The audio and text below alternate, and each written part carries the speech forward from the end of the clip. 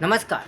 हुशार मुलाला कोणीही घडवतं, परंतु ढ आणि मठ्ठ मुलाला घडवून दाखवा तर तुमची कमाल.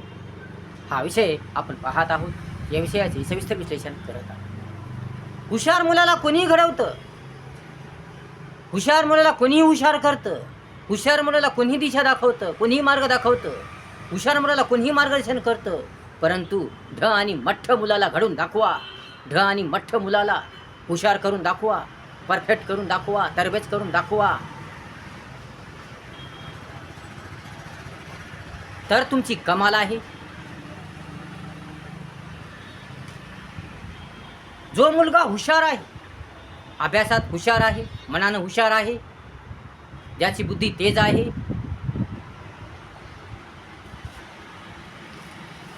अशा मुलाला कोणी घडवतं, अशा मुलाला कोणी दिशा दाखवतं, अशा मुलाला कोणी मार्ग दाखवते.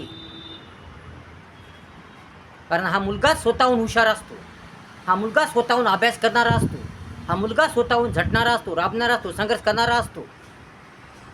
हा मुलगा दूरदृष्टी असतो, हा मुलगाच चौकशी असतो, हा मुलगा चतुर असतो.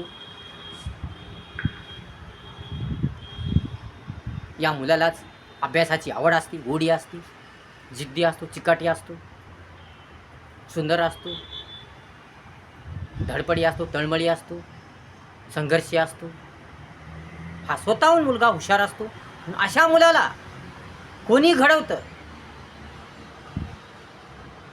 कोणी त्याला मार्ग दाखवतं, या कोणी त्याला पुढची दिशा दाखवतं, या कोणीही त्याचा विकास करू शकतं, कोणीही त्याचं जीवन झकास करू शकतं. परंतु जी मुले मठ्ठ असतात, जी मुले ढ असतात, ज्यांना लवकर लक्षात बसत नाही, ज्यांना वारंवार सांगावे लागते, ज्यांना व्यवस्थित समजून पद्धतशीर समजून सांगावे लागते, ज्या मुलांसाठी अति परिश्रम घ्यावं लागते, ज्यांना मुळापासून शिकवावं लागतं, ज्यांना मुळापासून घडवावे लागतं, ज्यांना एक एक गोष्ट चांगली तरी समजून सांगावी लागते, त्यांना 5-6 वेळेस एखादी गोष्ट समजून सांगावी लागते. इंग्रजी असो, गणित असो, मराठी असो, हे तर कोणी काहीही असो, तर कोणताही विषय असो, कोणतीही गोष्ट असो, त्याने व्यवस्थितरित्या पद्धतशीररित्या चांगल्यारित्या समजून सांगावी लागते. तेव्हा त्यांच्या लक्षात बसतं, तेव्हा त्यांना कळतं. अशा मुलांना हुशार करून दाखवा, अशा मठ्ठ आणि ढ मुलांना हुशार करून दाखवा, तर तुमची कमाल आहे, तर तुमची खास कमाल आहे, तर तुम्ही खरे शिक्षक आहात, तर तुम्ही खरे गुरु आहात, तर ती शाळा खरी आहे, तर तो शिक्षक चांगला आहे, सुंदर आहे, छान आहे, योग्य आहे, चांगला गुरु आहे. परंतु ढ आणि मठ्ठ मुलांना सुधरू शकला नाही, ढ आणि मठ्ठ मुलांचा विकास करू शकला नाही, ढ आणि मठ्ठ मुलांचं जीवन चांगला करू शकला नाही, ढ आणि मठ्ठ मुलांकडे दुर्लक्ष केलं. शाळा असो, एखादा शिक्षक असो, शाळेने एखाद्या शिक्षकाने ढ आणि मठ्ठ मुलाकडे दुर्लक्ष केलं, ते त्याला शाळेतून काढून टाकलं, तर तो शिक्षक काय कामाचा, ती शाळा काय कामाची, तो गुरु काय कामाचा. गुरु असा असावा, शाळा अशी असावी, या शिक्षक असा असावा, ज्याला विद्यार्थ्याची काळजी असली पाहिजे, चिंता असली पाहिजे, विद्यार्थ्याविषयी तळमळ असली पाहिजे, धडपड असली पाहिजे, विद्यार्थ्या बाबतीत कुतूहल असलं पाहिजे, शिकवण्याची आवड असली पाहिजे, घडवण्याची आवड असली पाहिजे, जिद्द असली पाहिजे, चिकाटी असली पाहिजे, धैर्य असलं पाहिजे, धीर असला पाहिजे, सहनशीलता असली पाहिजे, संयम असला पाहिजे, आत्मविश्वास असला पाहिजे, इच्छा तयारी असली पाहिजे, कष्ट करण्याची मेहनत करण्याची तयारी असली पाहिजे, कुवत असली पाहिजे, क्षमता असली पाहिजे. तो सुंदर असला पाहिजे, सुंदर मनाचा असला पाहिजे, त्याचे विचार सुंदर असले पाहिजे, तो प्रामाणिक असला पाहिजे, तो नम्र असला पाहिजे, विनम्र असला पाहिजे, धाडसी असला पाहिजे, ध्येयशील असला पाहिजे,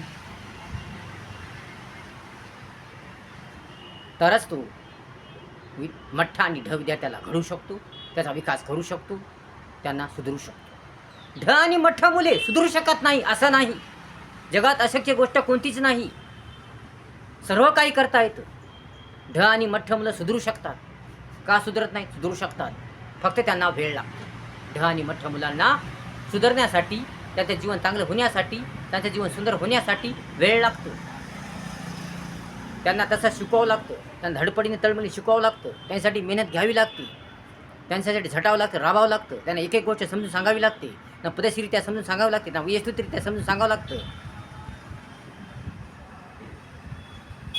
त्यांना जवळ घेऊन पद्धतशीरपणे शिकवावं लागतं, त्यांना वैयक्तिक शिकावं लागतं. मराठी असो, इंग्रजी असो, गणित असो, या काही असो, या कोणती गोष्ट असो, त्या व्यवस्थितरित्या त्यांच्या जोपर्यंत लक्षात येत नाही तोपर्यंत त्यांना समजून सांगावं लागतं. मायेने, प्रेमाने, धाकाने, युक्तीने त्याला समजून सांगावं लागतं, व्यवस्थितरित्या समजून सांगावं लागतं. तेव्हा ती लेकरं घडू शकतात, घडतात.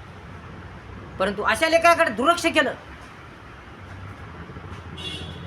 अशा ठ आणि मठ्ठ लेकरांकडे दुर्लक्ष केलं, त्यांचा विचार केला नाही, त्यांच्याकडे ध्यान दिलं नाही, त्यांना तळमळी धडपडीने शिकवलं नाही, तर एक एक गोष्ट समजून सांगितली नाही, त्यांना जीवनाविषयी समजून सांगितलं नाही, त्यांचं जीवन सुधारलं नाही, तर मग तो काय कामाचा शिक्षक,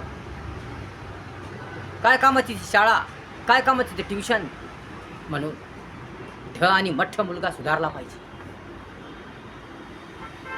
ट्युशन असो, त्या शाळा असो, त्या एखादे शिक्षक असो, त्या शिक्षकाची, त्या शाळेची, त्या ट्युशनची जबाबदारी आहे ढ आणि मठ्ठ मुलाला सुधारण्याची. म्हणून ढ आणि मठ्ठ मुलांचा तो विकास करतो, जो त्याचे जीवन सुधारतो, जो त्यांना परिपक्व बनवतो, जो त्याला योग्य दिशा दाखवतो, मार्गदर्शन करतो, जो त्याच्यासाठी संघर्ष करतो, अपार संघर्ष करतो, झटतो, राबतो, संघर्ष करतो, तोच खरा शिक्षक, तोच खरा गुरु, तेच खरं ट्युशन, तीच खरी शाळा.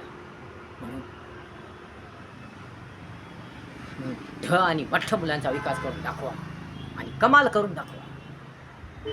ढ आणि मठ्ठ मुलांना शिकवणं एक सत्वपरीक्षा आहे. ढ आणि मठ्ठ मुलांना शिकवणं एक धाडस आहे. ढ आणि मठ्ठ मुलांना शिकवणं ही आवड असली पाहिजे, गोडी असली पाहिजे. ढ आणि मठ्ठ मुलांना सुधरून देशाचा विकास केला पाहिजे. कारण ढ आणि मठ्ठ मुलांचा विकास झाला तर देशाचा विकास होईल. ढ आणि मठ्ठ मुलं सुधारली तर देश सुधरेल. परंतु ढ आणि मठ्ठ मुलं सुधारली नाही तर देश सुधारणार नाही, देशाची प्रगती होणार नाही, कोणाचीच प्रगती होणार नाही. म्हणून ज्या मुलांना लवकर लक्षात बसत नाही, ज्या मुलांना लवकर ध्यानात येत नाही, ज्या मुलांना कोणती गोष्ट या कुठली बाब लवकर समजत नाही, कळत नाही, अशा मुलांना व्यवस्थितरित्या पद्धतशीररित्या सांगणे, अशा ढ आणि मठ्ठ मुलांना पद्धतशीररित्या व्यवस्थितरित्या समजून सांगणे, एक एक गोष्ट वारंवार समजून सांगणे, त्यांच्या लक्षात बसवणे, त्यांना समजून सांगणे, मायेने, प्रेमाने, धाकाने, आवडीने, गोडीने, आत्मविश्वासाने त्यांना एक एक गोष्ट समजून सांगणे, त्यांच्या लक्षात बसवणे, त्यांच्या डोक्यात बसवणे, म्हणजेच हे खरे शिक्षण होय. आणि यामुळेच समाजाचा, देशाचा विकास होतो, जगाचा विकास होतो. आणि ढ आणि मठ्ठ मुलांकडे लक्ष दिलं पाहिजे, त्यांची काळजी घेतली पाहिजे, त्यांची पर्वा केली पाहिजे. म्हणून कोणतीही शाळा असो, मराठी शाळा असो, इंग्लिश मिडियम शाळा असो, या कोणतीही शाळा असो, सरकारी शाळा असो, खाजगी शाळा असो, इंग्लिश मिडियम शाळा असो, या कोणतीही शाळा असो, प्रत्येक शाळेचं कर्तव्य आहे की ढ आणि मठ्ठ मुलांना सुधारणे, त्यांचा विकास करणे, त्यांची प्रगती करणे. म्हणून ढ आणि मठ्ठ मुलांना सुधारणे हे प्रत्येक शाळेचं कर्तव्य आहे, प्रत्येक शिक्षकाचं कर्तव्य आहे, प्रत्येक ट्युशनचं कर्तव्य आहे, प्रत्येक कोचिंग क्लासेसचं कर्तव्य आहे. म्हणून ढ आणि मठ्ठ मुलांकडे जास्त लक्ष द्या. कारण ढ आणि मठ्ठ मुलांचा विकास म्हणजे देशाचा विकास, सर्वांचा विकास, प्रत्येकांचा विकास. म्हणून ढ आणि मठ्ठ मुलांना सुधारून दाखवा, त्यांना त्यांचे जीवन सुंदर करून दाखवा. म्हणून ढ आणि मठ्ठ मुलांना सुधारणे हे प्रत्येकाचं कर्तव्य असलं पाहिजे. प्रत्येकाने आवडीने गोडीने त्या ढ आणि मोठ्या मुलांना सुधारले पाहिजे, त्याची प्रगती केली पाहिजे. म्हणून ट्युशन असो, या शाळा असो, एखादा शिक्षक असो, त्या प्रत्येकाचं कर्तव्य आहे की ढ आणि मठ्ठ मुलांना सुधारणे. व्हिडिओ जर आवडला असेल तर लाईक करा, शेअर करा, कमेंट्स करा आणि आपल्या चॅनलला सबस्क्राईब करा विसरू नका.